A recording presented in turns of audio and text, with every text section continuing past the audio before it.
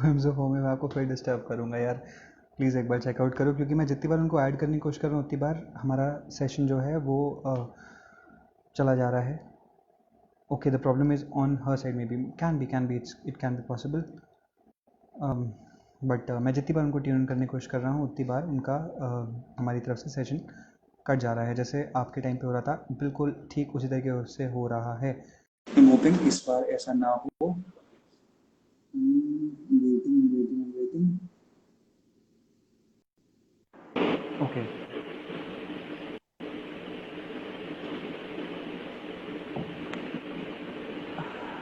Okay, इसको आपको थोड़ा सा फ़ोन को घुमा के रखना पड़ेगा, आपको फ़ोन को थोड़ा सा उल्टा करके रखना पड़ेगा, आप उसी चीज़ को, हाँ हाँ, आ गए। So sorry, I don't know what's happening. It's fine, चलता है, थोड़ा बहुत चलता रहता है। हम लोग कौन से प्रोफेशनल्स बैठे हुए हैं यहाँ पे, है ना। Yeah, सब हमारी right. थोड़ी सी ऑडियंस परेशान होती है, बट ठीक है, थोड़ा सा समझिए प्लीज़ प्लीज़ प्लीज़, सेशन छोड़ के मत जाइएगा please. Yeah, right. Please, guys. हाँ I'm so sorry. I don't know what's happening. चलिए मैंने 2 हम, से 3 बार ट्राई किया। हाँ एग्जैक्टली मैं जितनी बार आपका कनेक्ट हो रहा था, मैं आपको जैसे ही रिक्वेस्ट भेज रहा था या आपकी रिक्वेस्ट एक्सेप्ट कर रहा था, वैसे ही सेशन जो था वो एंड हो जा रहा था अपने आप से। Yeah, right. सो समझ में नहीं आ रहा था कि प्रॉब्लम क्या थी, किसके एंड से थी, बट ठीक है, चलता रहता है। सो आइए आइए फटाफट आइए, सब लोग ज्वाइन करिए। Thank you so much guys, जितने लोग गए थे उतने लोग वापस ज्वाइन कर रहे हैं। हमारे पास ऑलमोस्ट 25 की ऑडियंस हो चुकी थी, 27 की ऑडियंस हो चुकी थी, हमारे पास 19 की ऑडियंस है। So let's start with the session. Yeah, right. Okay. So मैं ये कह रही थी कि हाँ, मैं कहाँ थी? मैं बोल रही थी कि मैंने ये टॉपिक क्यों सिलेक्ट किया, हाँ। राइट? तो मैंने बताया कि जैसे मेरा ऐसा मानना है कि हर एक पैथी जो होती है वो हम्म इन्वेंशन पे बेस्ड होती है, राइट? हम्म तो हमारी जो होम्योपैथी है उसका इन्वेंशन, उसकी बिगनिंग कहाँ से हुई? सिंकोना बाग वाला इंसिडेंट से, हम्म राइट? कि हनुमान ने सिंकोना बाग ली, उनको लगा कि हम्म ये मलेरिया लाइक सिम्टम प्रोड्यूस करती है। हम्म फिर उन्होंने ये उनके फ्रेंड्स या पेशेंट्स सभी में डिस्ट्रीब्यूट किया, तो हम्म उन्होंने हम्म उनमें भी उनको सेम सिम्टम्स देखने को मिले, हम्म राइट? और फिर उन्होंने क्या किया, ये उनको लगा कि ये मलेरिया लाइक सिम्टम्स प्रोड्यूस हम्म करती है तो शायद से ये मलेरिया को क्योर करेगी। तो हम्म उन्होंने हम्म ये एक हाइपोथेसिस ले लिया हम्म और फिर उस पर वर्क करना स्टार्ट किया। और उसके हम्म बाद ये हमारी होम्योपैथी का बिगनिंग, हमारी होम्योपैथी का स्टार्टिंग हुआ और होम्योपैथिक हम्म एग्जिस्टेंस में, राइट? हम्म सो हम रिसर्च में भी क्या करते हैं, एग्जैक्टली सेम पॉइंट करते हैं कि हम कोई भी हाइपोथेसिस ले लेते हैं और फिर उसको प्रूव करने का ट्राई करते हैं on the hmm different patients, like in hmm different ages, gender, और हम्म मतलब उसको प्रूव करने का ट्राई करते हैं, राइट? एंड सेकेंडली कि जो हमारे हनुमान साहब है, उन्होंने हम्म मटीरिया मेडिका में जो भी सारी ड्रग्स इन्वॉल्व की है, राइट, हम्म वो हम्म ड्रग प्रूविंग के बाद ही इन्वॉल्व की है। तो हम्म वो भी एक टाइप का रिसर्च जैसा ही हुआ कि वो सारे सिम्टम्स हम्म पहले कलेक्ट करते थे हम्म सभी में, कि हम्म उनमें क्या साइड इफेक्ट्स आती है, ये मेडिसिन क्या पैथोलॉजिकल सिम्टम्स प्रोड्यूस करती है हम्म वगैरह, ये सब सिम्टम्स देखने के बाद फिर ये करते हम्म थे। हम्म लेकिन मेरा ये मानना है कि जब हनुमान साहब ये कर रहे थे, राइट, तो हम्म उनके टाइम पे उनके साथ इतने इक्विपमेंट्स नहीं थे, या एग्जैक्टली एग्जैक्टली। मेडिकल साइंस इतना एडवांस नहीं था जितना हम्म आज है, हम्म राइट? सो वो इतना वर्क नहीं कर पाए जितना अभी हम कर सकते हैं। और बिल्कुल। राइट, वो जितना हम अभी जी। कर सकते हैं उतना नहीं कर सकते थे हम्म। बिल्कुल। और जैसे हमारे हम पूर्वजों ने ट्रांसपोर्टेशन के लिए कार्ट का इवोल्यूशन, मतलब कार्ट का इन्वेंशन हम्म किया, राइट? तो उससे वो इजी हुआ, फिर उसके बाद वो इवोल्यूट होकर बाइसिकल हुई, फिर कार, फिर हम्म प्लेन। अभी बहुत ट्रांसपोर्टेशन बहुत इजी हो गया है, राइट? तो एग्जैक्टली एग्जैक्टली। अभी अभी हम इस एरा में, लाइक, हम्म उसी बारे में वो कार्ट, स्टोन एज का कार्ट यूज करते तो ट्रांसपोर्टेशन कितनी हाँ इजी हो पाता, राइट? एग्जैक्टली। तो मतलब उनके टाइम में उन्होंने जो किया था वो एकदम कंप्लीट वर्क था। हम्म लेकिन अभी जो टाइम एडवांस हो रहा है उसके साथ हमें भी थोड़ा एडवांस होना जरूरी है। और एग्जैक्टली। वो चीज हम रिसर्च वर्क से कर सकते हैं, मेरा ऐसा मानना है। तो बिल्कुल। मैं ये सभी सभी के ध्यान में ये लाना चाहती थी, that's why I selected this topic. Okay, I I loved the way कि आपने उसको कितने खूबसूरती से एक्सप्लेन किया, कि उसको एक कार्ड के एग्जाम्पल से लोग इस चीज़ को समझाने की कोशिश करते हैं, बट शायद हम कहीं लैक करते हैं कि हम उसको एक प्रॉपर एग्जाम्पल नहीं दे पाते। हम हमेशा उसको एलोपैथिक एस्पेक्ट में ले जाते हैं कि एलोपैथिक ऐसी थी, अब वो कैसी है। बट आई गेस जो आपने एक एग्जाम्पल दिया वो एक जनरल एग्जाम्पल हो जाता है कि सपनों को समझ में आएगा। कि हम अगर आज भी उसी पहिए से दौड़ा रहे होते इंसान को आगे बांध करके, तो आज हम इंडिया से अमेरिका तक की दूरी जल्दी तय नहीं कर पाते। Yeah, right. We made changes and उसकी वजह से आज हम कहीं भी इजीली पहुंच सकते हैं। आज हम दिल्ली तक की दूरी हमारे लिए ट्रेन से 12 घंटे में तय हो जाती है। तो बहुत बहुत सही एग्जाम्पल आपने कोट किया है यहाँ पे कि हमें उस बैलगाड़ी से एक ऑटोमेटिक ट्रांसपोर्टेशन पे आने की आवश्यकता है। एग्जैक्टली। और मैं आपको ये दूसरे के 2 एग्जांपल से समझाना चाहती हूँ, मतलब जी कि जैसे मतलब ये दोनों कंपैरेटिवली एग्जांपल है। लाइक अभी हम सल्फर मेडिसिन देखते हैं, राइट? तो सल्फर जी is very frequently use in our skin diseases, right? So hmm. Allopathic treatment में भी हम सल्फर यूज करते हैं। इन एग्जैक्टली सिबोरिक एक्जिमा के अंदर हम 2% एक्वस क्रीम जो होती है सल्फर की, वो एक्सटर्नली एप्लीकेशन में देते हैं, राइट? एग्जैक्टली और इन एग्जैक्टली और सल्फर की जो सल्फर की मेडिसिन है, उसमें हमारे मटीरिया मेडिका में लिखा हुआ है कि ये मेडिसिन हम एक्जिमा में यूज कर सकते हैं, राइट?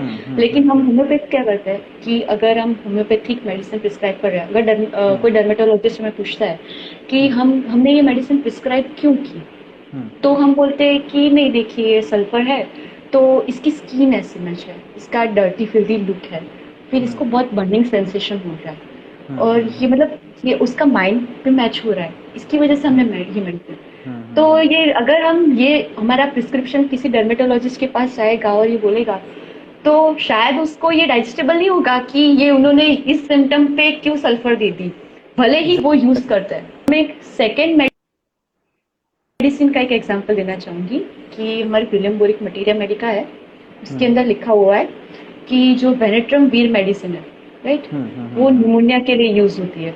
बिल्कुल तो उन्होंने उसमें क्या स्टेट किया है कि जो ये वेनेट्रम वीर हम पेशेंट में देते हैं, तो उसके बाद ये ऑप्सनिक इंडेक्स जो होती है वो 70 to 109% इंक्रीज कर देता है, so against the diplococci pneumonia bacteria.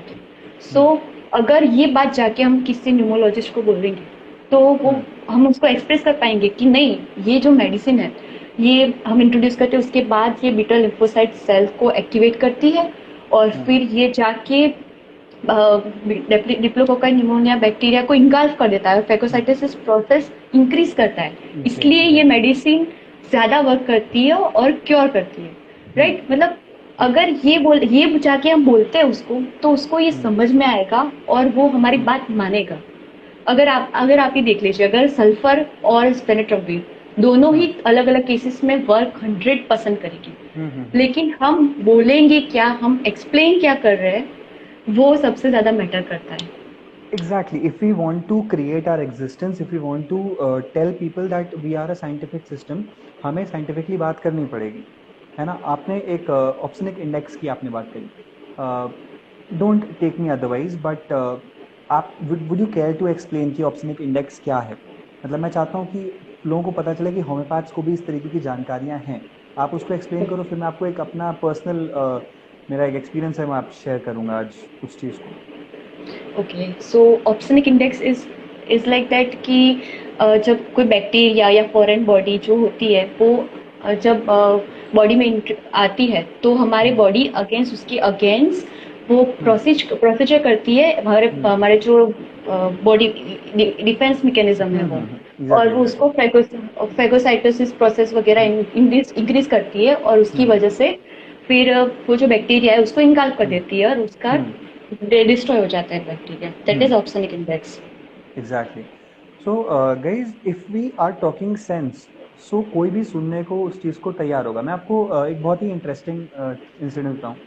मैं मेरे फादर की होम्योपैथिक का स्टोर है, तो ये लास्ट ईयर मेरा 4th ईयर कंप्लीट करने के बाद की बात है। मैं कुछ दिन उनको बाहर जाना था, तो मैं 4 दिन उनकी शॉप पे बैठा, एंड मैं इस हिसाब से बैठा कि मैं मार्केट एक्सप्लोर करूँगा कि वहाँ का मार्केट कैसा है। So whenever a person used to come to that store, और मुझे लगता था कि ये कुछ मेडिसिन अपने मन से नहीं ले रहे, किसी डॉक्टर से ले रहे हैं, तो मैं उनको मेडिसिन पकड़ा देता। अगर मुझे लगता था कि अपने मन से मेडिसिन ले रहे हैं, तो मैं उनसे पूछता था कि why are you taking this drug. तो उसमें मुझे एक केस ऐसा मिला, इनफैक्ट 2 केसेस ऐसे मिले जहाँ पे एक व्यक्ति थे, वो आए और उनको सर्वाइकल स्पॉन्डिलाइटिस थी।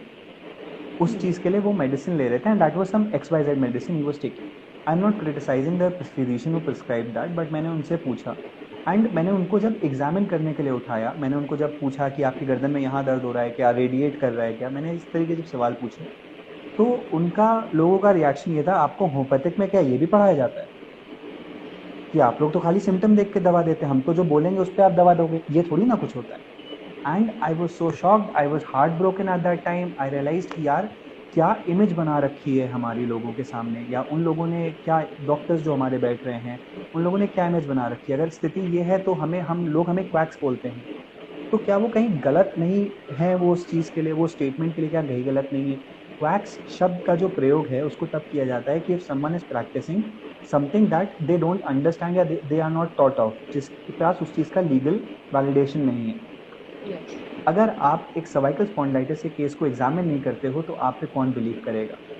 अगर आपको यही नहीं पता है कि वो केस किस चीज़ का है तो आप किस बेसिस पे उसको साइंटिफिकली ट्रीट कर रहे हो, और फिर आप बड़े प्यार से खड़े होकर के इस बड़े बड़े स्टेजेस पे बोलते हो कि ये जो केस था इसको हमने साइंटिफिकली ट्रीट किया है। When you don't even know the diagnosis of the case, how are you even willing to take that case on a scientific plane. Yeah, है ना? exactly. Exactly. और मैं यही बोलना चाहती हूँ, मतलब कि हर जगह पे आप ऐसा तो थोड़ी, मतलब आप, मैं ऐसा नहीं बोल रही हूँ कि आप होम्योपैथी के प्रिंसिपल फॉलो मत करो, ऑर्गेनन फॉलो मत करो, लेकिन आप हर जगह पे जाके ये थोड़ी बोलोगे कि, मतलब ये बोलोगे तो कितना वियर्ड लगता है कि लाइक हमारी जो होम्योपैथिक मेडिसिन है वो हम देते हैं तो फिर वो वाइटल फोर्स को बहुत ज़्यादा स्ट्रॉन्ग बना देती है। फिर वाइटल फोर्स इतना स्ट्रॉन्ग हो जाता है कि वो डिसीज को इरिडिकेट कर देता है और हमारा डिसीज क्योर हो जाता है। मतलब ये कितना साइंटिफिक है, कौन अच्छा, बिलीव करेगा इस पे? डॉक्टर साहब मुझे आप एक चीज़ बताओ, यस। ये मैं जो आप जो एक्सप्लेनेशन दिया मैंने ये बहुत लोगों से मुंह से सुना है, बट क्या कहीं ऑर्गेनन में ऐसा लिखा हुआ है? एक्चुअली जो हम बुक्स प्रिफर करते हैं और जो हम्म, हमें पढ़ाया जाता है बस इतना ही उसमें लिखा हुआ है। बट जो एग्जैक्टली है एग्जैक्टली एग्जैक्टली जो हनुमान ने जो एफोरिज्म लिखे थे उसमें ऐसा लिखा हुआ है वैसा मैंने नहीं देखा, ये उनका सबका ट्रांसलेशन है। एग्जैक्टली भाई, एक भगवत गीता है, उसको अगर मैं उठ के बोल दूं कि भगवत गीता ने बोला है ऐसा ऐसा, आप मेरी सुनोगे क्योंकि मैं आपसे सीनियर हूँ, आप मेरी सुनना मजबूरी होगी। बट क्या आपका फर्ज ये नहीं बनता है कि हम जा करके उस भगवत गीता को वाकई उठ के दोबारा से पढ़ के देखें कि क्या उसमें लिखा है कि नहीं लिखा यस एग्जैक्टली। है ना? And people, I actually I don't understand why people don't do this, कि हम किसी को भी, हम चाहे हमारे टीचर ही क्यों ना हो, क्या वो गलत नहीं बता सकते, क्या वो गलत नहीं हो सकते? हम उस चीज़ को, हम हर जगह जाके क्रॉस चेक करेंगे, हम एलोपैथिक वाले को जो MD DM लेवल का होगा हम उसको गलत साबित करने की कोशिश करेंगे, बट शायद हम अपने ही प्रिंसिपल्स पे हम एडरेंट नहीं हो सकते। मैं आपको एक चीज़ आज यहाँ बोलूँगा कि अगर आप जाकर के वाकई ऑर्गेनल मेडिसिन और थ्योरी ऑफ क्रोनिक डिजीज आप पढ़ते हो, जो मुझे उम्मीद है आपने पढ़ी होगी, तो मैं गारंटी दे सकता हूँ आपको रियलाइज होगा कि ये लोग जो प्रिंसिपल्स आपको बताते हैं ये कितने गलत बताते हैं। थ्योरी ऑफ क्रॉनिक डिजीज या आपकी जो ऑर्गेनल ऑफ मेडिसिन है, इसमें कहीं नहीं दिया हुआ है कि आपकी मेडिसिन जो है वो वाइटल फोर्स पे एक्शन देती है ना? आप जब भी यस। पढ़ोगे, तो उसमें ये मेंशन्ड है कि आपकी मेडिसिन जो होती है वो डिजीज पे अफेक्ट करती है, जिसकी वजह से वो डिजीज को एक जगह पे रोक के रखती है जब तक वाइटल फोर्स अपनी एनर्जी गेन करता है। और एक बार जब वाइटल फोर्स अपने पूरे विग्योर पे होता है तो फिर उसके बाद हल्के से हम अपनी मेडिसिन का एक्शन जो है वो विड्रॉ करने की शुरुआत करते हैं। और उधर जो है, क्योंकि डिजीज अब लोअर स्टेज पे आ चुकी है, तो वाइटल फोर्स कंप्लीटली हावी हो जाता है इस डिजीज पे और ये डिजीज इराडिकेट हो जाती है ना? Yes yes this exactly. Is exactly, है ना? यस। और अगर जब हम मोडस ऑपरेंडी की बात में देखेंगे तो उन्होंने जब स्टार्टिंग में बोला तो हम्म, स्टार्टिंग में उन्हें बोला कि जब हम सब लिंगुअली क्यों रखते हैं कि वहां पे वो हाँ नर्व से इफेक्ट करके जाती है और हाँ एब्सॉर्ब होती है इसकी वजह से। जब हम्म, स्टार्टिंग ही इतना लॉजिकली दे रहे हैं, प्रूव हाँ कर रहे हाँ हैं, हाँ तो फिर आगे जाके क्या वाइटल फोर्स और क्या सब हाँ। बीच में करते हो? मैं इस चीज़ पे, मेरे ख्याल से शायद मेरा जो नेक्स्ट इंडिविजुअल सेशन होगा, मैं उस पे वाइटल फोर्स को एक प्रोमिनेंटली उस पे डिस्कस करना चाहूँगा, कि मैं उस पे बात कर सकूँ कि वो क्यों है, क्या है, कैसे है, और लोग किस तरीके से इसको मैनिपुलेट कर रहे हैं हम आप जैसे स्टूडेंट्स को परेशान करने के लिए। मतलब जो एक बहुत ही इंटरेस्टिंग सा कंसेप्ट एक हैनीमैन साहब ने दिया था, हम उसको आज मैनिपुलेट, ओके, एंड मतलब प्लीज़ कोई इस चीज़ को अदरवाइज मत लेना, मैं मास्टर हैनीमैन नहीं बोल राइट। पाता। For me it's like doctor Hahnemann और हैनीमैन साहब, मेरे लिए वो डॉक्टर हैं, मेरे लिए वो मास्टर नहीं है ना? वो उन्होंने एक चीज़ को ओरिजिनेट किया है and I feel he is a doctor, तो हम उनको डॉक्टर की उपाधि ही क्यों ना दें। हम उनको क्यों मास्टर बुलाते हैं और हम स्लेवरी पे चले जाते हैं, मुझे नहीं समझ में आया,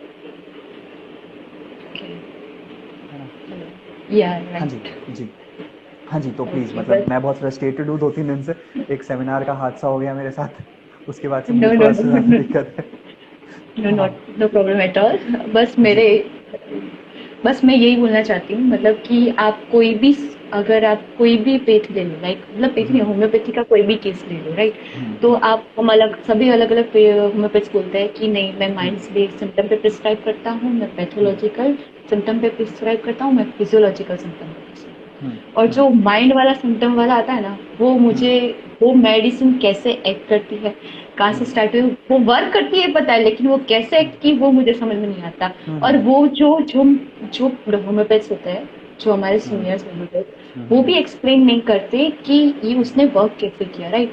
लाइक हुँ, अभी सिंपल एग्जांपल ले ले कि जी, हम हम देखते हैं कि कुछ पेशेंट्स ऐसे होते हैं कि वो ऐसा वाक्य हुँ, बोलेंगे कि डॉक्टर साहब मैं बहुत जब डिप्रेस होता हूँ या हुँ, फिर मुझे बहुत बहुत एनजाइटी हो जाती है तो मैं बहुत ज़्यादा चॉकलेट्स खाता हूँ। हुँ, तो फिर वो क्या करेंगे, वो रेपेटरी में जाएंगे and chocolate desire for rubric ले हाँ, लेंगे, हुँ, राइट? हुँ, हुँ, लेकिन उसको फिर एक्सप्लेन, उसके पीछे का लॉजिक नहीं समझेंगे कि हुँ, लाइक हुँ, हुँ, हुँ, अभी देखा है कि जो जो चॉकलेट्स होती है उसमें शुगर होता है, राइट? तो एग्ज़ैक्टली, शुगर जब हम लेते हैं तो क्या करती है कि वो हमारे हाइपोथैलेमस को स्टिमुलेट कर देता है और वो डोपामाइन सिक्रेशन करता है, जो एग्ज़ैक्टली, हमें exactly, feel good pleasure factor देती है, प्लेजर फीलिंग हुँ, देती है, कि हुँ, जिसकी वजह से हमें ज़्यादा से ज़्यादा ये चॉकलेट्स वगैरह खाने की क्रेविंग होती है। तो हुँ, इसको इस वे में एक्सप्लेन करना चाहिए, like hats off man, hats off. मतलब okay, there are rare to find people like you in this system of medicine, जो एक्चुअली पैथोफिजियोलॉजी किसी चीज़ की पढ़ते हैं। मतलब thank hats you off so man, thank you so much for doing this. मतलब I know much, you will be an amazing doctor after this. Thank you so much, that's a great compliment. हाँ जी, तो okay, हम आपको और सुनना चाहेंगे। हाँ ओके श्योर। फिर मेरा एक दूसरा पॉइंट ऑफ व्यू ये था कि जो हम रिसर्च वर्क करेंगे, राइट? तो उससे हम्म, हम जो दूसरे लोगों की जो मिसकंसेप्शंस है होम्योपैथी के बारे में, हम्म, हम्म, वो भी हम मतलब उसको वो मतलब जो मिसकंसेप्शन उसको हम सॉल्व कर पाएंगे। लाइक हम्म, कि मैं थोड़े दिन पहले एक बुक पढ़ रही थी, लाइक हम्म, वो बुक थी first aid in emergency by doctor hmm, पिपाकिच। जी, मतलब मतलब जो जो थे डॉक्टर पिपाकिच, वो बहुत मतलब वो मेंबर है, वो रॉयल कॉलेज जनरल प्रैक्टिशनर जो यूनाइटेड किंगडम में उनके मेंबर है, ओके, लाइक ओके, मतलब कि आप सोच सकते हैं कि कौन से लेवल के हैं वो। जी जी, तो बिल्कुल बिल्कुल। तो उन्होंने हमारी एक होम्योपैथिक मेडिसिन आर्निका के बारे में लिखा। हम्म, तो उन्होंने क्या लिखा कि आर्निका जो मस्कुलर पेन है और ब्रूसिस है और हम्म, स्प्रेन, मस्कुलर स्प्रेन, उसको बहुत हम्म, इफेक्टली क्योर करती है। हम्म, बट उसको जब एक्सटर्नली एप्लीकेबल करे तभी, अगर हम्म, इंटरनली एप्लीकेशन में लेते ही तो वो पॉइजनस इफेक्ट करती है। सो हम्म, मतलब अगर हम देखें तो हम सारे होम्योपैथ्स कितने सारे यूजुअली कितनी जनरली कितनी बार हम आर्निका यूज करते हैं, नॉर्मल स्प्रेन हुआ तो भी हम्म, आर्निका फिक्स, और वो हम एक्सटर्नली कभी अप्लाई नहीं करते, एग्जैक्टली एक्सटर्नली कभी एग्जैक्टली, नहीं, हम उसको इंटरनली देते हैं, राइट? तो फिर मैंने ये देखा तो मुझे लगा कि इसमें ये इसके बारे में कुछ सोच रिसर्च होना चाहिए, मतलब कुछ वर्क होना चाहिए।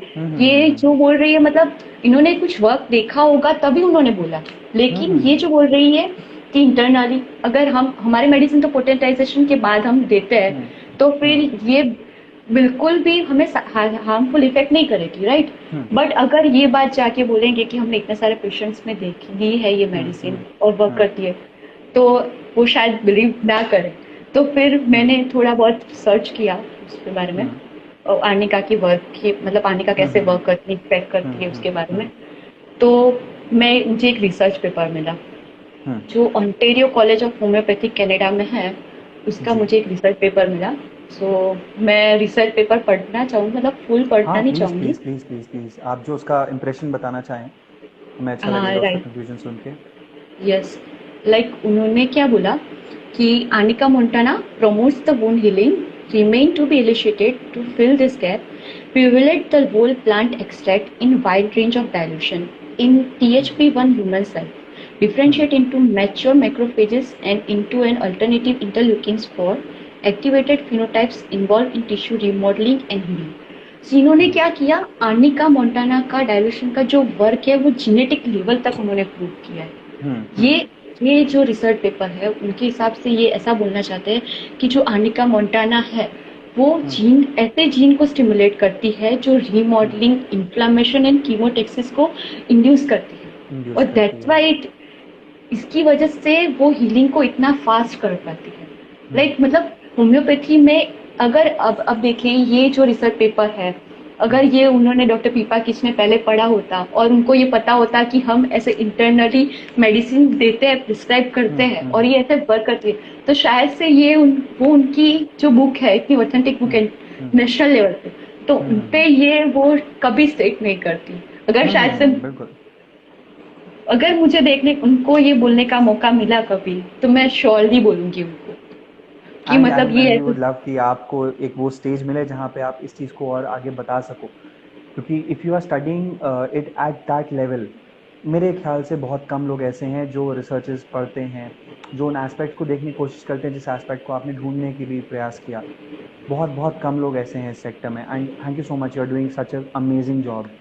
मतलब आपसे लोगों को इंस्पायर होना चाहिए, मुझे इंस्पायर होना चाहिए आज की मैं जो बेवकूफ़ियाँ हैं उसको छोड़ करके मेरे पास एक ये भी एस्पेक्ट है करने के लिए लाइफ में। मैं खाली समय में क्यों कुछ और करूं, मैं ये पढ़ सकता हूं और शायद मुझे कुछ नया मिल सकता है। जो आपको मिला वो मुझे ही मिल सकता है, बट मैंने ढूंढने की शायद चेष्टा ही नहीं करी। एंड आप जैसे लोगों की बहुत ज़रूरत है इस सेक्टर को। देखते हैं, राइट। मतलब मैंने इतना कुछ ज़्यादा वर्क नहीं किया, आप मुझे इतने चढ़ने के झाड़ पे मत चढ़ाइए। नहीं, मैं सच्ची बताऊं, मैं मुस्कान आपको चढ़ने के झाड़ पे बिल्कुल नहीं चढ़ा रहा हूँ।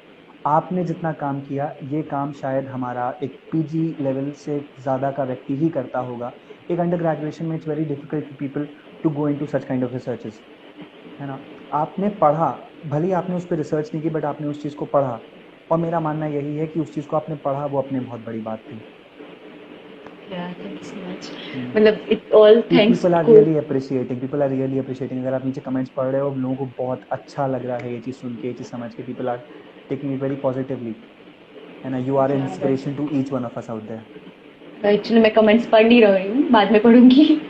बाद में आपको मौका नहीं मिलेगा, अगर आपने रिकॉर्डिंग पे लगा रखा है तो। स्क्रीन रिकॉर्डिंग अगर ऑन नहीं है तो बाद में मौका नहीं मिलेगा। मैं आपको बता दूं, पिछले वाले के साथ ही, बेचारे के साथ ये दिक्कत हुई थी।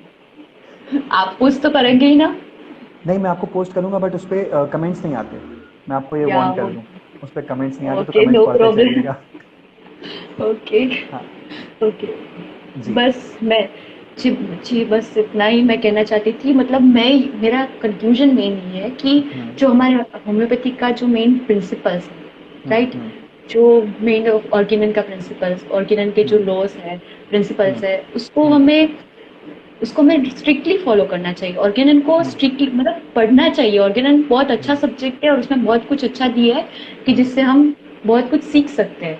लेकिन जो आप पढ़ो उस पर लॉजिक लगाओ।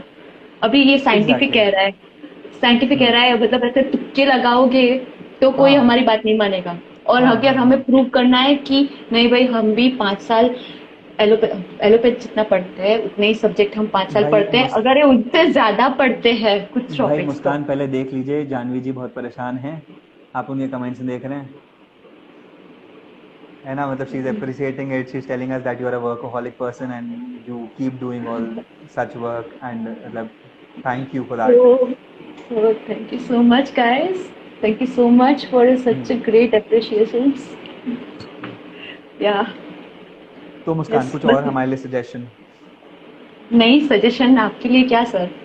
नहीं, देखिए मैं आपको बताऊं, जो आपने आज चीज़ बताई है, ये चीज़ बहुत कम लोगों ने मुझे कभी बताई। शायद इसको इस एस्पेक्ट्स में पढ़ा ही नहीं लोगों ने। तो मतलब मैं बहुत इंस्पायर्ड हूँ इस चीज़ से, और शायद मैं उन रिसर्चेस को पढ़ने की कोशिश करूँगा। आप मुझे प्लीज़ उसका लिंक भेजिएगा, मैं उस चीज़ को समझने की कोशिश करूँगा किस तरीके से वर्क करता है ये। मैं आपको मुस्कान एक चीज़ और बताऊँ, जो मैंने पिछली बार भी एक शिकायत रखी थी कि हम जैसे हम लोग जो लेके आते हैं, जो टॉपिक्स लेके आते हैं, जो टास्क लेके आते हैं, there are very few people who are interested in those task. बहुत कम लोग उन टास्क को रिप्लाई करते हैं, उसके आंसर्स करते हैं। जैसे अभी पिछली बार हमने बोला था कि आप एक मेडिसिन का कॉज पढ़िए कि उसमें वो चेंजेस, वो डिटोरेशंस क्यों आए, है ना? Yes. तो there was this single person, in fact there were two persons who responded me on to it कि उसमें चेंजेस किया है क्यों आए, और मैं जल्दी ही उसकी स्टोरी भी पोस्ट करूंगा कि उन्होंने क्या एक्सप्लेन करने की कोशिश करी, जिस तरीके से उन मेडिसिन की प्री डिजीज स्टेट, उनका कॉज, और फिर उसके बाद वो चेंजेस जो आए, हम उसको बिल्कुल एक्सप्लेन करने की कोशिश करेंगे जो उन्होंने बताया। बट आप जैसे और भी लोग होने चाहिए, उन जैसे और भी लोग होने चाहिए जो उस चीज़ को समझने की कोशिश करें, उस चीज़ को डेप्थ तक जानने की कोशिश करें। हम बहुत सुपरफिशियल नॉलेज रखते हैं, और आज आपसे बात करके मुझे लगा शायद मेरी भी नॉलेज बहुत सुपरफिशियल है, आपके कंपैरिजन में मेरी नॉलेज बहुत सुपरफिशियल है। नो नो, ऐसा कुछ नहीं है। अगर आप बोलते हो, आप मतलब जिस जब मैं आपने एमआरआई पोस्ट किया राइट, तो जी। मैंने कुछ कमेंट नहीं की बिकॉज मुझे उसके हाँ। बारे में बिल्कुल कुछ आइडिया नहीं था, राइट। हम्म। मतलब सभी ऐसा भी हो सकता है कि वो जो लोग हैं वो भी पार्टिसिपेट करना चाहते हो, लेकिन उनको वो हम्म। शायद उनमें कुछ लेक्यूना हो या उनके कुछ बारे में लेक्यूना हो, तो फिर वो नहीं कर पाते, like that's why. See, that is what we are here for. हम आप इसलिए लिए हैं कि हम आप उस लेक्यूना को मैनेज करना चाहते हैं। मुझे किसी ने अभी नीचे कमेंट किया कि आप बहुत एंग्शियस थे इस या के लिए, या इस सेशन के लिए, और फिर उसके बाद now you know you doing an awesome job for it. So you came up from that, you came up from that anxiety, and then you went on to this session and you made it so beautiful, है ना? Thank you so much, and so seriously I am so anxious about this because ये मेरा, आप मानेंगे नहीं, ये मेरा first ever जी। लाइव सेशन है। और ओ मतलब नाइस। मुझे बहुत ज्यादा स्टेज फीवर है, बहुत हाँ। ज्यादा स्टेज फीवर, मतलब मेरे हाथ पाँव कांपने लगते हैं, पता नहीं मैंने ये ओके। कैसे कर लिया। थैंक यू सो मच, अगर आपने हमारे लिए इतना बड़ा काम किया। और मैं आपको सच्ची बताऊं, ये जो चीज़ है ना, ये हमें आपको साथ में बहुत आगे ले जाएगी, हमारी कथी को बहुत आगे ले जाएगी, क्योंकि आज बहुत लोग आपसे इंस्पायर्ड हैं। आप अगर नीचे कमेंट्स पढ़ रहे होते तो आपको ये दिखता कितने ज़्यादा लोग आपसे इंस्पायर्ड हैं, कितने ज़्यादा लोग इस जर्नी को आपके साथ ट्रैवल करना चाहते हैं, हम आपके साथ ट्रैवल करना चाहते हैं इस जर्नी को। हम रिक्वेस्ट ये करेंगे कि आप जो अपना डिटेल्स आप जो लिखते हो वो तो आप डालो, आप इस तरीके रिसर्चेस के बारे में डालो। हम सब इस चीज़ को जानना चाहते हैं, हम अब सब चीज़ इस एस्पेक्ट को समझना चाहते हैं। Sure, I will try my best. Hmm. देखते हैं मुझे कितना कंटेंट मिलता है। हाँ, देखिए मैं आपको बताऊं, एक मिले, बट वो एक, अगर आप जिस तरीके से एक्सप्लेन किया आपने आज उस जिस चीज़ को, अगर उस तरीके से आप एक्सप्लेन करोगे तो वो अमेजिंग कंटेंट हो जाएगा अपने में। हमें शायद वो, हमें उस एक चीज़ को जिसको आपको पढ़ने में जितना भी समय लगेगा, हमें शायद सालों लग जाएंगे उस चीज़ को समझने में। नहीं नहीं, ऐसा कुछ नहीं है। अच्छा मुस्कान, एक चीज़ मुझे आप बताओ कि आप ये आता कहाँ से आइडिया, ये पढ़ने का आइडिया आया कहाँ से? मतलब राइट, पढ़ते पढ़ते मतलब आ ये जाता है। रिसर्चेस का आइडिया कहाँ से आया, मतलब ये रिसर्चेस पढ़ने का आइडिया कहाँ से आया? इसका श्रेय मेरे हमारे हमारे जो प्रिंसिपल है उनको जाता है, और हमारे जो कॉलेज ओके। की टीम है उनको जाता है। मतलब अभी कुछ ये टॉपिक का आइडिया भी मुझे वहां से ही आया था, ओके। Because okay. अभी अब हमारे सर जो है उन्होंने, उनका नाम है डॉक्टर विद्याधर खनच, अगर आपने उनकी बुक के बारे में पढ़ा हो, खन्ना रेपायर सर के की, ऑथर। हाँ बिल्कुल बिल्कुल बिल्कुल। हाँ, वो हमारे प्रिंसिपल है। मतलब ओ भाई, उन्होंने हमें दैट्स बहुत अमेजिंग यार। उन्होंने हमें बहुत इंस्पायर किया। उन्होंने मतलब अभी हम्म। जो सीसीआरएच की तरफ से जी रिसर्च वर्क होता है, जी तो जी जी। उनकी उसके लिए हमें इंस्पायर किया था। अभी कुछ हम्म। उसका ही वर्क चल रहा है अभी हमारा। अभी जस्ट हमने ओके। सिनॉप्सिस कंप्लीट किया है हमारे सारे कॉलेज के नाइस। स्टूडेंट्स ने। तो नाइस। उन्होंने हमें बहुत इंस्पायर किया, और तब उस टाइम जो ये वर्क करते करते जो मैंने रिसर्च मतलब जो सब कुछ ढूंढा है, आज जो जी। मैं प्रेजेंट कर रही हूँ, ये उसका ही नतीजा है। बहुत बहुत बढ़िया यार। अगर इस तरीके के टीचर्स हमें और मिल जाएं हमारे सेक्टर में तो मज़ा आ जाए। मतलब a great teacher always leads to an amazing student, and you are an amazing student, and trust me, will be an amazing teacher too, thank you है सो ना? मच। हाँ। तो और कुछ आप बताना चाहेंगे, कुछ सजेशंस देना चाहेंगे हमारे ऑडियंस को आप कुछ? नहीं, ऑडियंस को मैं कुछ सजेशन नहीं देना चाहूंगी, बस गाइस, अगर आप मतलब मेरे इस सेशन से आपको 1% भी इंस्पिरेशन मिली है, तो please do some work on research. और मतलब ऐसा नहीं, मतलब अभी तक आप जब सीसीआरएच के या आईसीआर के रिसर्च पेपर उठा के देखते हैं ना, तो अभी भी बहुत सारे रिसर्च वर्क हो रहे हैं, लेकिन जो इस वैल्यू में इस टाइप के रिसर्च वर्क जिसको हम प्रूव करें पैथोलॉजिकल सिम्टम पैथोजेनेसिस हम्म। के साथ या फिजियोलॉजी के साथ, हम्म। ऐसे नहीं हो रहे।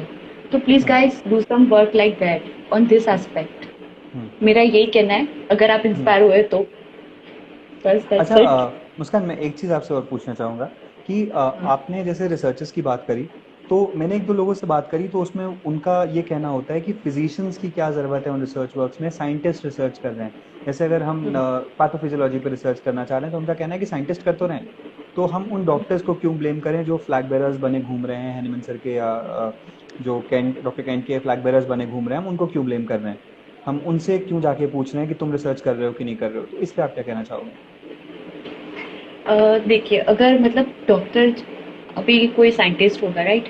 तो उसको हम्म। डिसीज की सारी सिम्टम्स और पैथोलॉजी वगैरह तो पता नहीं होगा। वो हम्म। एक डॉक्टर तो नहीं है कि उसको पता होगा कि नहीं ये डिसीज है तो उसके अंदर ये इन्वेस्टिगेशन करवाओ, या फिर हम्म। इसका ये कंक्लूजन, अगर ये इन्वेस्टिगेशन करवाएंगे तो इसका ये हम्म। साइड इफेक्ट हो सकता है।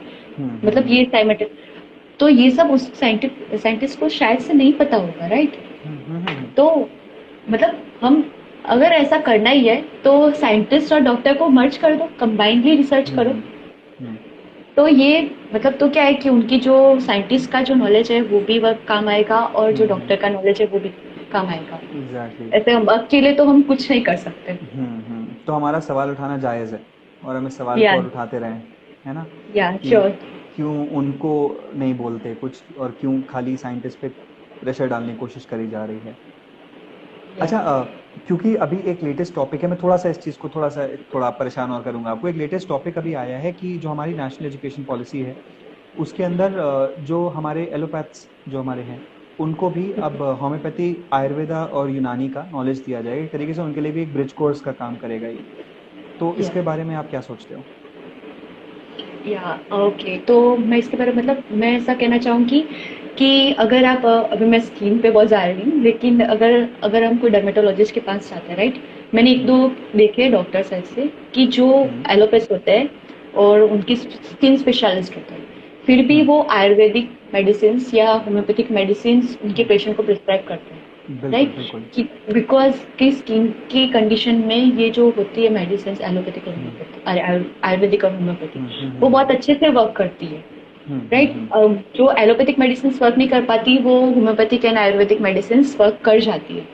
एग्जैक्टली तो एग्जैक्टली। वो वो पढ़े बिना भी यूज कर रहे हैं इसको, राइट? तो पढ़ने के बाद शायद वो बेटर यूज कर पाए, और शायद से इसी बात में हमारी मेडिसिन ब्रॉड स्पेक्ट्रम में आगे बढ़ती रहे। हाँ बट आपको क्या लगता है कि इससे हमारी दुकानें बंद हो सकती हैं? नहीं, ऐसा नहीं लगता मुझे, ऐसा नहीं बिल्कुल नहीं लगता लगता। आपको? नहीं, हम्म। क्योंकि ठीक। जो जो जो जो वे से हम मेडिसिन प्रिस्क्राइब कर सकते हैं, लाइक हम्म। अभी हम होम्योपैथिक कोई भी मेडिसिन देते हैं, हम खुद होम्योपैथ पोटेंसी के बारे में इतना कंफ्यूज होते हैं, तो क्या हम्म। फिर वो इतने 5 साल पढ़ने के बाद भी हम हम्म। इतने पोटेंसी सिलेक्शन और डोज हम्म। सिलेक्शन के बारे में इतना कंफ्यूज रहते हैं, तो हम्म। क्या फिर वो एलोपैथ से कुछ ब्रिज कोर्स करके क्या वो हम्म। इजीली इतने पोटेंसी सिलेक्शन वगैरह कर पाएंगे? आपका क्या लगता है? एग्जैक्टली एग्जैक्टली एग्जैक्टली, नहीं वो तो आपकी बात मैं बिल्कुल एग्री करता हूँ। बट मैं एक चीज़ यहाँ आपसे पूछूंगा कि क्या, जैसे आपने रिसर्च की बात करी, आपने कहा अर्निका पे इस तरीके से सर्चेज हैं, या मैं कहता हूँ रस्टॉक्स पे रिसर्चेज हैं हमारे पास, आर्सेनिक पे रिसर्चेज हैं हमारे पास। तो उनको क्योंकि ह्यूमन एनाटॉमी की, उनको पैथोफिजियोलॉजीज की इतनी अच्छी नॉलेज है, जो आदि ड्रग्स वो यूज़ करते हैं they are derivatives of R और आर ड्रग्स और Ayurvedic drugs, maximum drugs that they use. Yes. उनका नाइट्रोग्लिसराइड इज हमारा ग्लोनाइन, हम्म। है ना? यस। उनका एट्रोपिन हमारा बेलेडोना से आता है ना? तो इस तरीके से बहुत सारी ड्रग्स हैं जो हमारे ड्रग्स की डेरिवेटिव्स हैं जो वो यूज़ करते हैं। तो क्या आपको लगता है कि क्योंकि वो पैथोफिजियोलॉजी उस चीज़ की ज़्यादा अच्छे से जानते हैं, तो अगर वो इन्हीं ड्रग्स को on a pathological plane use करेंगे तो उनका यूजेज हमसे ज़्यादा अच्छा होगा? सॉरी, मैं कमेंट पढ़ने चली अगर गई थी लास्ट अगर क्वेश्चन। हाँ हाँ हाँ, मैं भी वही लास्ट वाले कमेंट पे आ गया था, होमो सरकाज़म के, है ना? Yes yes. हाँ, मैं ये कह रहा था कि अगर आप उस चीज़ को वो अगर पैथोफिजियोलॉजिकल एस्पेक्ट में यूज़ करेंगे, अगर वो पैथोलॉजिकल डोजेस पे यूज़ करेंगे, तो क्या उनका जो ड्रग इंटरेक्शन है वो कंपैरेटिवली एक होम्योपैथ से ज़्यादा अच्छा नहीं हो जाएगा? क्योंकि उनको पता है कि डिजीज़ क्या है, उनको पता है कि पैथोफिजियोलॉजी क्या है, उनको पता है कि ड्रग किस तरीके से एक्शन देती है, जिसमें हम आप लैग करते हैं, हम तीनों एस्पेक्ट्स में लैग करते हैं उनसे। या ओके, ये पॉइंट ऑफ व्यू अब शायद से पॉसिबल हो सकता है, लेकिन अगर अब देखिए वो जो एलोपैथ्स वगैरह है, तो हम्म। वो तो क्रूड फॉर्म में ही मेडिसिन देते हैं ना, राइट? अगर आपने जो बोला ग्लोनाइन जी या जी जी, नाइट्रोक्लिन बिल्कुल बिल्कुल बिल्कुल। हाँ। तो हम क्लोनाइन को पोटेंटाइजेशन फॉर्म में देते हैं और वो नाइट्रोग्लिसरीन के क्रूड फॉर्म में देते हैं। तो जी जो जी जी। उसकी इफेक्ट है और हमारी क्लोनाइन की इफेक्ट है वो बहुत ज्यादा वेरी करती है, राइट? जैसे जैसे जैसे how can I explain, I don't have any example right now. Okay fine fine, will talk about it some other time. But हम या इस पे इस चीज़ पे मैं चाहता हूँ कि जितने भी मेरी ऑडियंस यहाँ पे है वो इस चीज़ को सोचने की कोशिश करे एक बार कि क्या अगर वो उनको उन्हीं ड्रग्स को एक पैथोलॉजिकल एस्पेक्ट्स में यूज़ करने की कोशिश करेंगे तो क्या उनको एक ज़्यादा प्रोमिनेंट रिजल्ट्स की चांसेस नहीं बढ़ जाते वहाँ पे, क्योंकि हम जिस चीज़ पे लैग करते हैं, हम डायग्नोसिस पे लैग करते हैं, हम पैथोफिजियोलॉजी पे लैग करते हैं, तो क्या अगर ये दोनों चीज़ें उनके पास हैं और उसके बाद वो हमारे ड्रग्स का यूजेज करने लगेंगे तो क्या उनको हमसे प्रोमिनेंट रिजल्ट्स मिलने शुरू हो जाएंगे?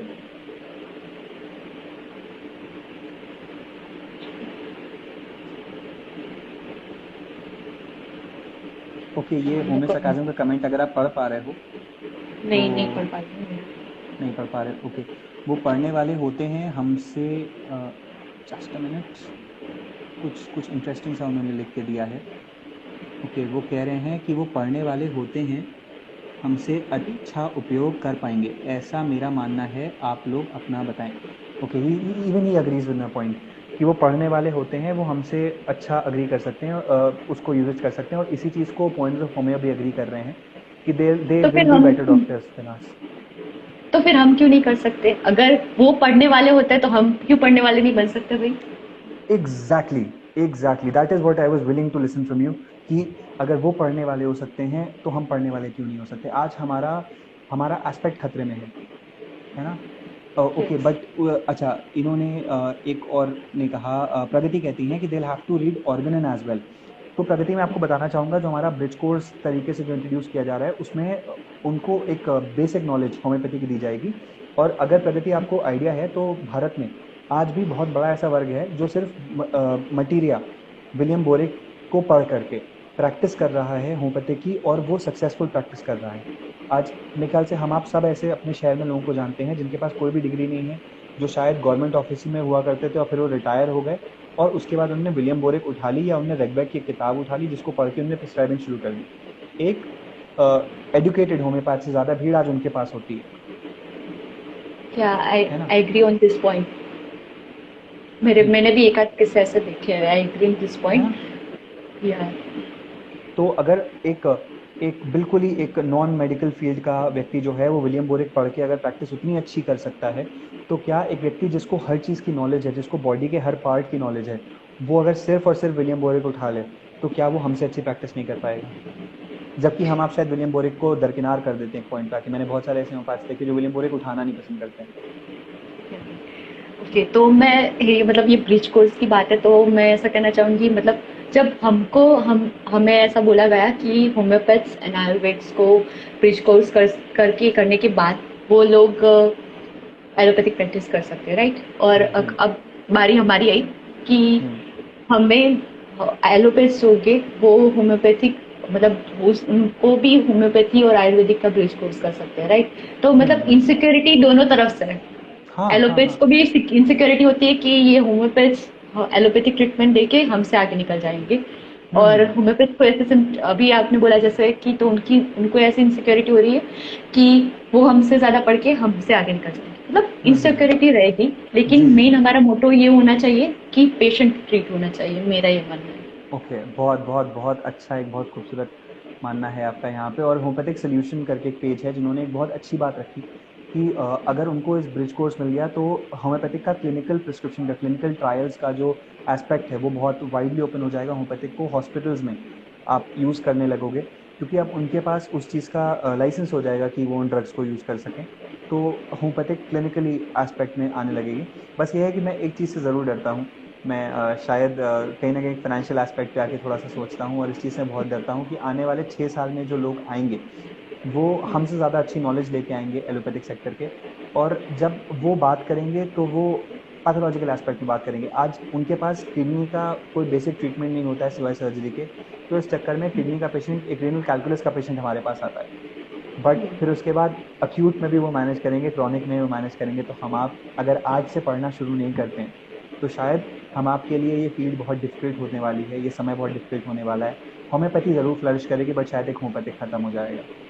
एक होम्योपैथ के लिए एक बहुत डिफ़िकल्ट समय आ रहा है, but I am very keenly interested, क्योंकि एक होम्योपैथी के लिए एक बहुत अच्छा, एक बहुत ही खूबसूरत टाइम आने वाला है।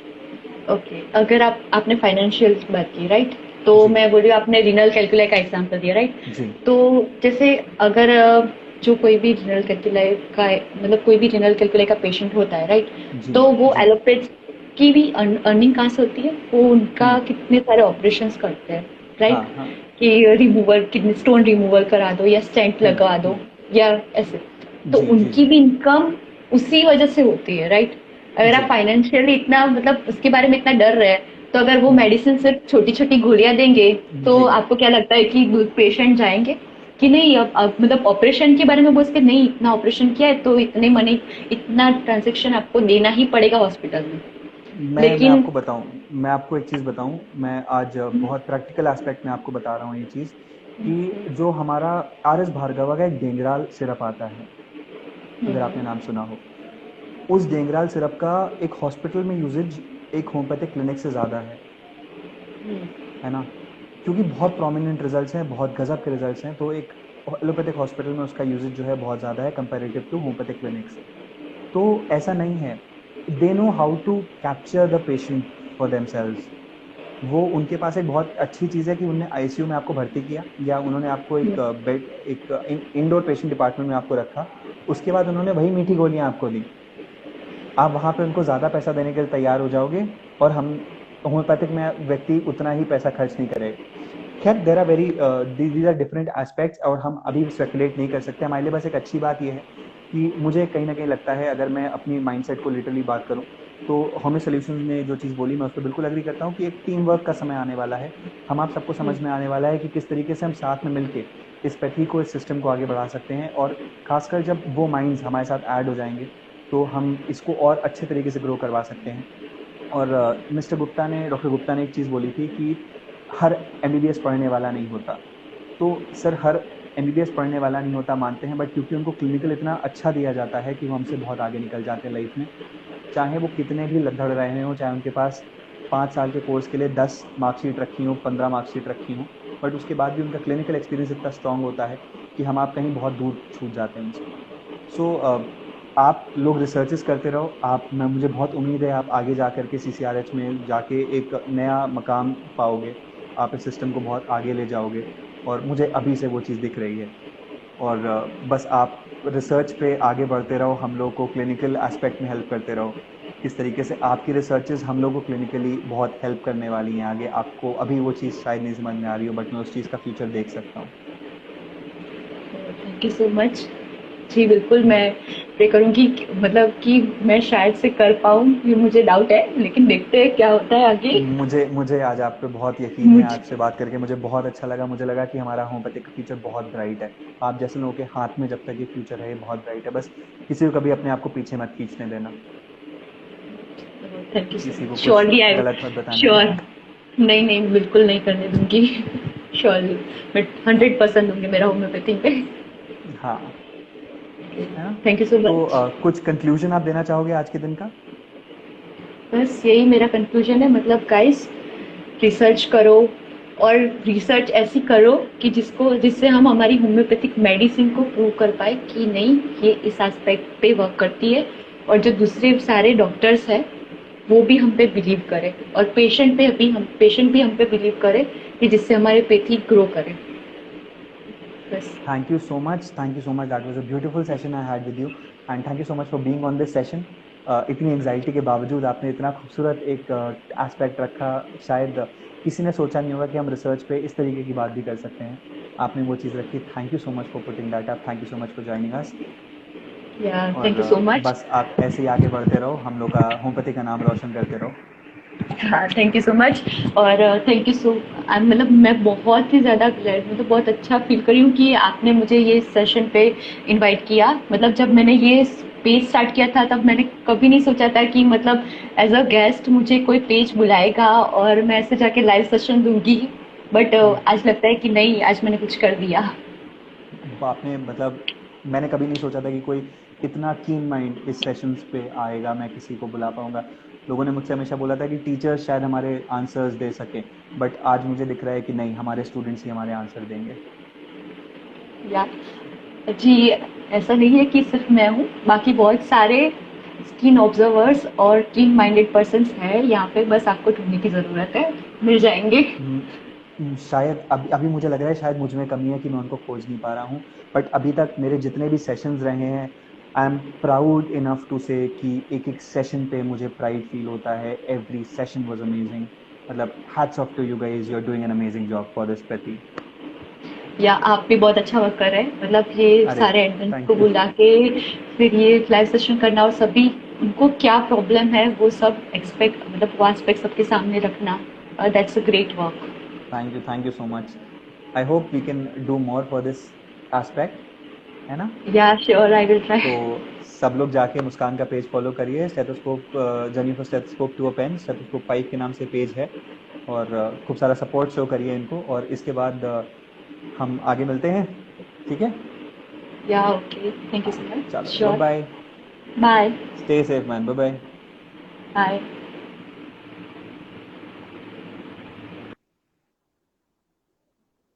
सो गाइज, एक अच्छा, एक इंटरेस्टिंग सेशन आज यहाँ रहा। और okay, task for the day, poems of homeo ने बोला टास्क फॉर द डे कि हम बात करना चाहें, तो टास्क मेरा अभी भी वही रहेगा जो मैंने पहले बोला था कि आप कॉजेशंस पे बात करिए।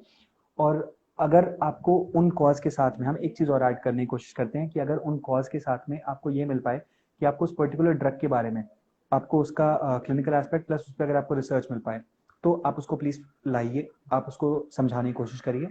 कि जैसे मैं फिर से वही रेस्टॉक्स की बात करूंगा कि रेस्टॉक्स का, जैसे मैंने कहा था कि रेस्टॉक्स जो है वो लैक्टिक एसिड डिपॉजिट को रिमूव करवाती है। वैसे ही अगर मैं बर्बेरिस की बात करूं तो बर्बेरिस वल्गैरिस जो है वो अक्यूमुलेटिव डिसऑर्डर्स में काम करती है। तो इस तरीके की चीज़ों को लेके आइए। हमारे पास ब्रोंकोडायलेटर्स हैं, हमारे पास वेसोडायलेटर्स हैं, हमारे पास ड्रग्स हैं जो कि आपका ग्रेनुलेशन को इम्प्रूव करती हैं।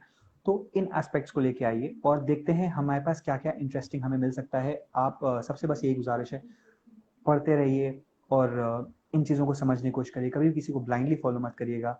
आई एम नॉट हेयर कि आप मुझे फॉलो करो, मैं बस एक वो जरिया हूँ जो आप, जो इस सिस्टम को मैं चाहता हूँ कि हम आप एक साथ कनेक्ट हों, हम आप एक दूसरे की टांग खींचना बंद करें।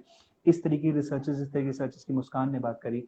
एक एस्पेक्ट्स जो कि पोएम्स ऑफ होमियो ने लाने की कोशिश करी हमारे सामने, एक एस्पेक्ट्स जो कि होमियो हेल्थ ने हमारे सामने रखने की कोशिश करी, और एक एस्पेक्ट जो रिया ने हमारे सामने रखने की कोशिश करी। हम इन एस्पेक्ट्स पे लगातार डिस्कशन करते रहेंगे। हम कोशिश करेंगे कि हमें और अच्छे इस तरीके के स्पीकर्स मिल सकें जो अपनी बातों को आपके सामने ला सकें। तो अगला सेशन फिर एक इंटरेस्टिंग पर्सन के साथ होगा, और बहुत बहुत काम कर रहे हैं वो इस फील्ड में, और थोड़ा सा हट के व्यक्ति हैं।